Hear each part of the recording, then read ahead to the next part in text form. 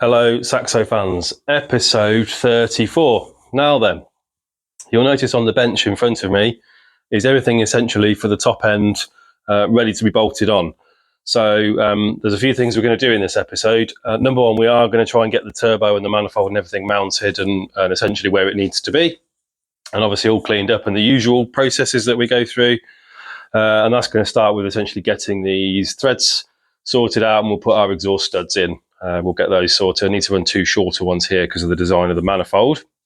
We'll strip the turbo apart and we'll get some parts of it sorted out, and I'll go through the spec of the turbo in a minute. Before we do any of that, I just very quickly wanted to turn your attention back to the inlet manifold, and more specifically, the fuel rail. Now, if you remember back in, I think it was episode 31, I talked about mounting a C2 fuel rail with a shortened injector. Obviously, my injectors are shorter than what a C2 injector would be, which makes mounting this rail a bit more difficult. The problem that I've come across, and thanks to Steve for pointing this out, is that the C2 fuel rail, while it fits nicely with the mods that I did, doesn't have a return fuel feed, which I need, and obviously doesn't have a fuel pressure regulator. You probably could modify this fuel rail, but it's plastic and I'm not comfortable with drilling and putting a tapping into something that's potentially going to fail. So what I've done is actually do everything that I did in episode 31 to the Saxo, to the C2 fuel rail, to the Saxo fuel rail. So the difference being, it does have a fuel pressure regulator built into it, and it has I know you can't see this, but it does have a feed and a return on the standard rail. It's the same process in terms of mounting it closer to the injector ports. The only tricky bit that I came across is essentially the mounting points for a Saxo are 20mm wider than a C2. So I had to make up a little bracket to get it on there. But other than that, it's all the same stuff. So that's on there, that's done. And the throttle's been sealed into place as well. So essentially that assembly, other than the throttle cable, which I need to sort out at a later time, is done. So I'm going to move that onto the shelf for now and forget about it for a little while. So anyway, let's get on with putting the studs in, and then we'll have a look at the turbo.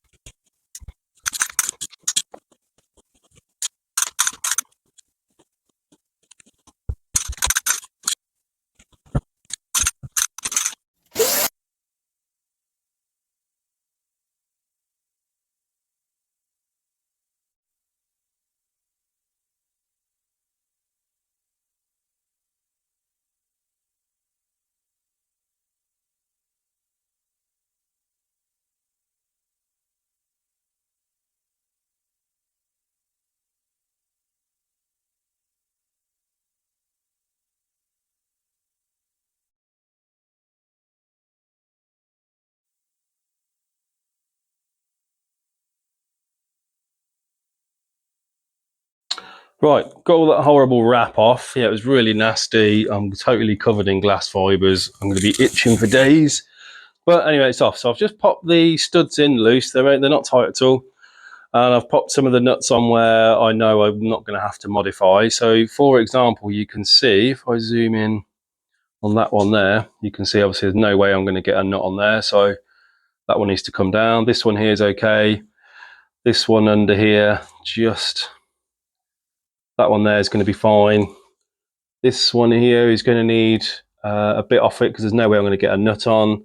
That one there is fine. The one at the back, right just under there, just pointing at it, that one there is going to be okay. And then there's one behind this pipe here, just round the back where my finger is there. That's definitely going to need one as well. So it's about 3 or 4 to cut down. So I'll do that, make sure obviously I can get everything on and bolted in, and then I'll take the studs out and we'll Loctite them in and we'll leave them overnight to go off. So I'm just going to carry on marking them up, and then we'll put them in properly for the final time.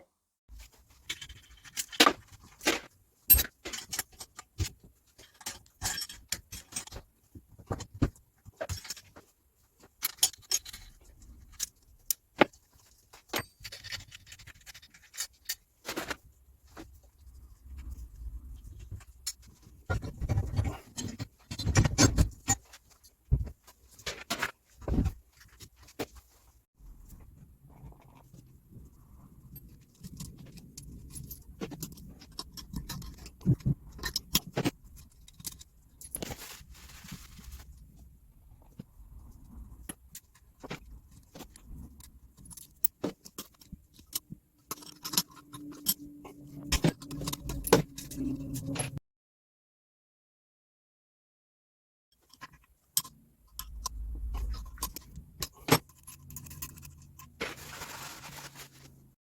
then, Saxo fans, turbo time. So, as I have mentioned, this is a Borg-Warner EFR 6758.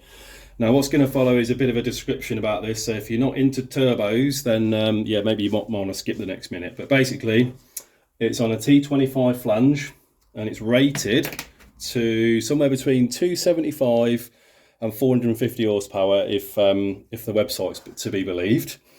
These retail for just under £1,900. So yeah, they are not cheap. Now, some of the stats from the website, I've been reading about it. It has a forged compressor wheel, ceramic bearings, and is water cooled. In terms of the actual naming of the turbo, it's 6758, which basically means it's got a 67mm compressor wheel and a 58mm turbine outlet wheel. Now, the material it's made with is a cracking name, Gamma Titania Luminid, whatever that is. It's that means basically it's 50% lighter than your typical sort of what you'd find in a Garrett turbo, and is resistant up to 1050 degrees. And I think there is quotes that Garrett's are only equivalent up to 950.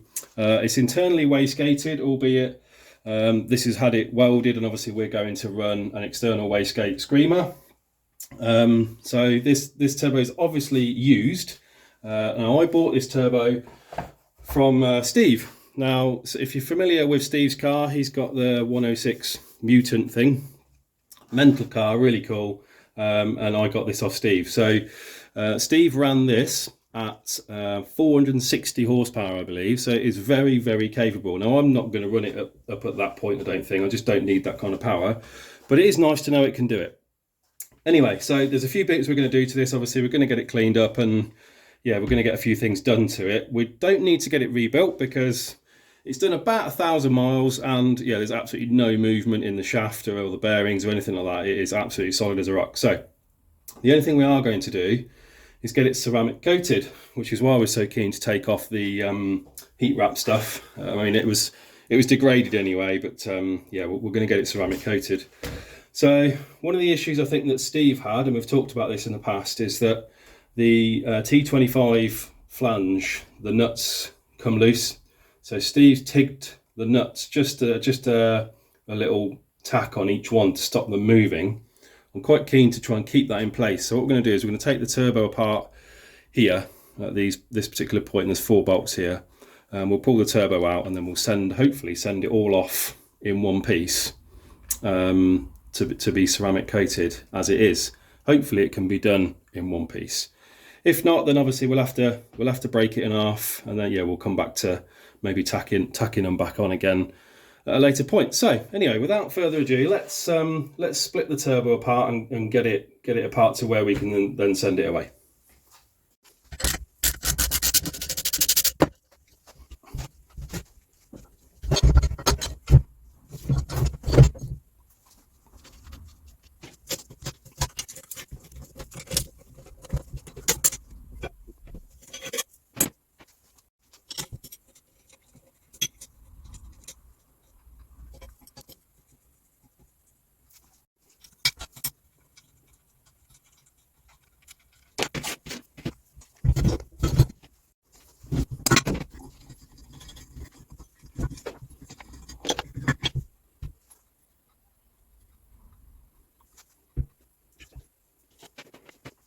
Well then, Saxo fans, you saw me take the turbo apart. I've taken off the exhaust housing off the manifold, so that can now go away for ceramic coating. Jobs are good and nice and easy on that. But, and this is a massive but, and there's been a big old gap here in time now. Essentially, it's been about a week since I took this apart, and I just had to walk away because basically I've made a monumental mistake, and it's cost me 4 figures, basically. Let's just put it that way. Essentially, when you take a turbo apart, and this is obviously what I'm now learning, you need to be so careful, so gentle. Now, I like to think I've got a lot of mechanical sympathy. Clearly not enough. So essentially, when you take the cartridge, essentially what this bit's called, the cartridge out of the turbo housing, you need to be so careful and take it out sort of bit by bit and equally all the way around. So essentially you need to sort of, you know, grab your small tool, whatever it is you're going to use to tap it out, and just tap all the way around, gently all the way until it comes free, and obviously you can just slide it out. But what I've done is obviously I've tapped to one side far too much, and essentially I've ended up bending the shaft. Now you might think, oh, no worries, yeah, just rebuild it, not a problem at all. Well, that was my initial thought. I thought, okay, no worries, lesson learned, you know, a couple of £100 on a rebuild, you know, whatever, take it on the chin. And I'll end up with a turbo that I know is obviously fresh as a daisy, good to go. So that was my initial thought. The problem is, this is a Borg-Warner EFR.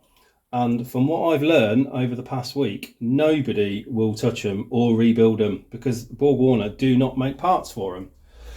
So, if you are out there and you're looking at it going, oh, I could fix that, mate, please give me a shout, because essentially I just need to replace the shaft. Obviously it's made of whatever material I mentioned, some whatever, vibranium or something stupid. But if you think you can fix this, please get in touch, because other than that, it is a good turbo and it's obviously fully functional apart from what I've just done. Anyway, so that's, yeah, I mean, you can tell I'm still a bit annoyed. It's a week later, but I mean, obviously this turbo wasn't brand new. I bought this turbo secondhand. New, they're 1,850 quid. I still paid 4 figures for it new. But yeah, it is what it is. So I've come to terms with that now to a degree. And because I couldn't find anybody to fix it, and I spoke to quite a few different people, I've had to go in a different direction. And because I still want the project to move forward, I've basically bought something. Now, I've gone in a slightly different direction. So, Garrett turbo. I have changed tack a little bit, moved away from the Borg-Warner, and I've gone for a brand new 2860 Gen 2, or 2860R Gen 2. Pretty much the same spec as the Borg-Warner, same AR ratio on the exhaust housing, similar size wheels compared to the EFR. It's rated for the same power, so I don't see any reason why it wouldn't be just as good.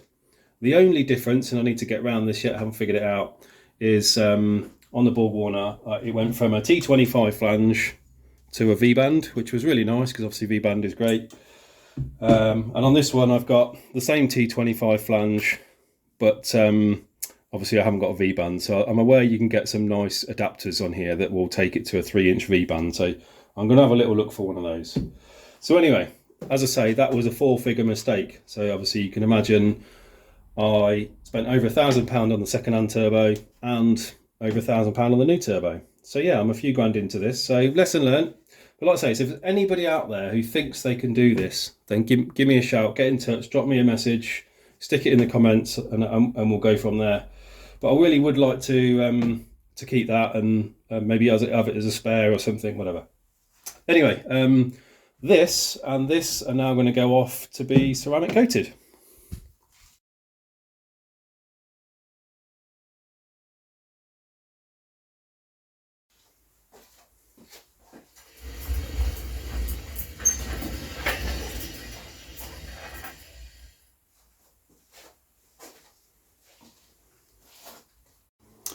Well then guys, while the manifold and turbo bits are off being ceramic coated, I figure I'll turn my attention to the rest of the block for now. So what I want to do is get all the other ancillary bits off before we actually take pistons and all that kind of stuff out, and get all those refurbished. We'll stick them through the blasting, get them painted, ready to be sat on the shelf and waiting. So yeah, we'll take off all of the engine mount bracket, all the old hoses and things like that. We'll take off some of the pulleys, take the alternator setup off, and we'll get all that belt on the bench ready to be cleaned up. So let's do that.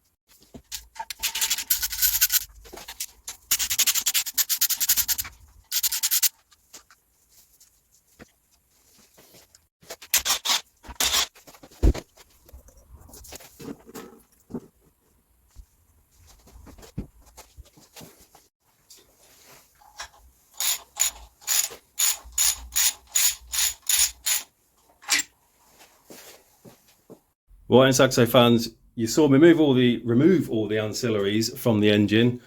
On the bench here is basically everything I don't need. Old water pump, old tensioners, old idlers, old belts, old coolant pipes, all that stuff I'm not going to reuse. There's a couple of things on here I think I still need. That's out of the oil filter assembly. I might need that, and I need the coolant pipe for the heater matrix. So that's nice and easy, but the rest of it is going to go in the bin. But I have been hard at work. So it's a couple of days ago since I actually removed all those bits. And this is where we're at now with everything that I've reworked. So there's a few things on the bench there. Let me get a pointing device.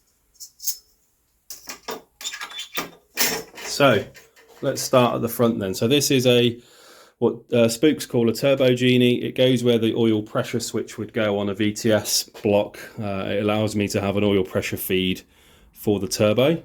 That's great. I've got a 1mm restrictor coming to go in there. So at least I know that my turbo feed is sorted. New lower pulley, that's a Spooks one, billet aluminium, weighs about 350 grams. The original one, stick it next to it, weighs 1.35 kilos. So a good saving in rotational mass, happy with that. Obviously original lower timing pulley, that's just been plated. And then these are obviously just the brackets for the engine mount, those and those. This is the bracket for the drive shaft bearing housing. This is a specific to a BE box. Obviously, if you are going to go BE box, you do need to use this and not the original Saxo one. And then the stuff at the back is just the alternator setup. So I've got a new pulley on there already.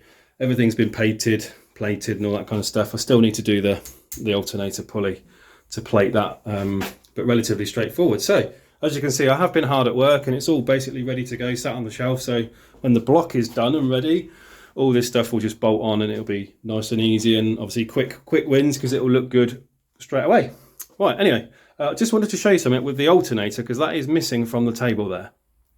Right, and Saxo fans, my alternator mounted in the bench vise. This is the alternator that I just removed from the engine that you just watched me do a few minutes ago. I have taken it apart and put it back together.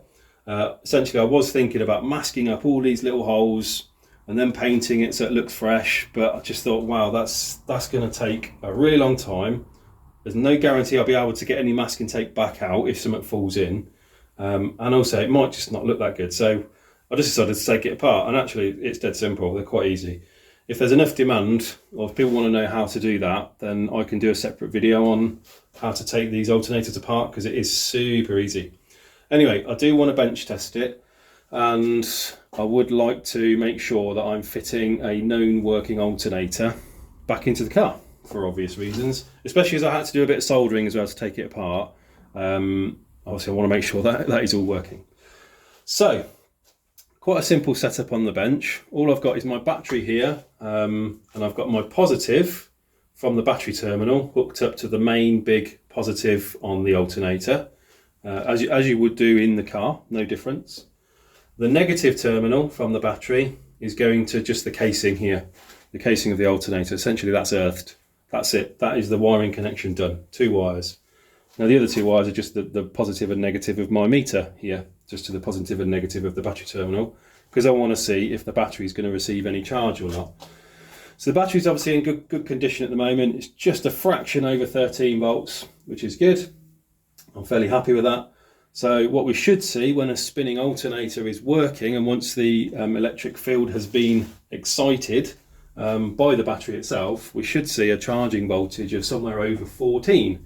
So what I'm going to do, I'll grab my drill with a Torx bit in there just to go on the middle there, and I'm going to spin it over and hopefully we'll see on the meter. So if you keep your eyes on the meter down there, we should see positive 14 volts or slightly more. We won't get voltage straight away. Probably takes 3 or 4 seconds, I think, for it to actually start doing anything. So let's give it a go. I'm going to start slow and ramp it up.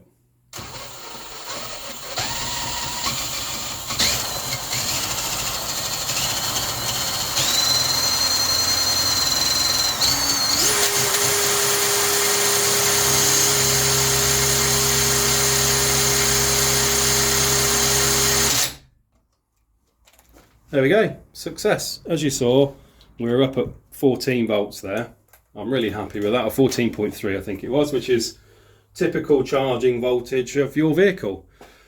So, job's a good one. I now know that once this is spinning, it will charge the car. So I'm really happy with that. So I can take this off, I can finish putting the pulley on, put the bolt on, and stick that on the shelf with all the other bits that you just saw.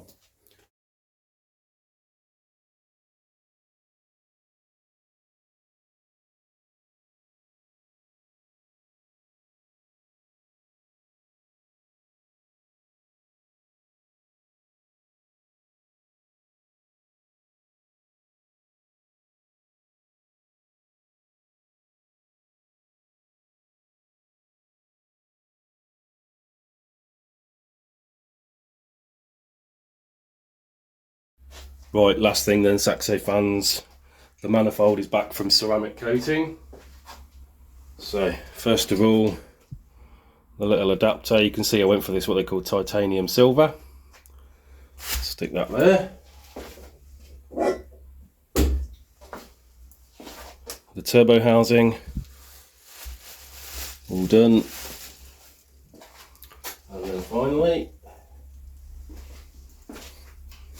the manifold itself.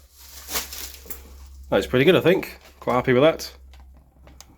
Obviously all these will just stay wrapped up for now until we are ready to fit them. But I did also buy, if I can find it,